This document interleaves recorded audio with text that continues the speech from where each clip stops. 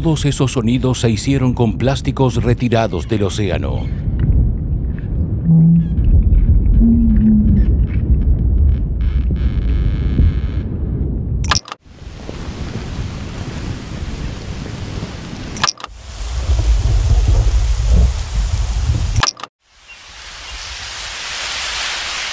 No dejes que el océano se convierta en plástico. Escucha el álbum Sonidos del Futuro Océano en todas las plataformas de streaming.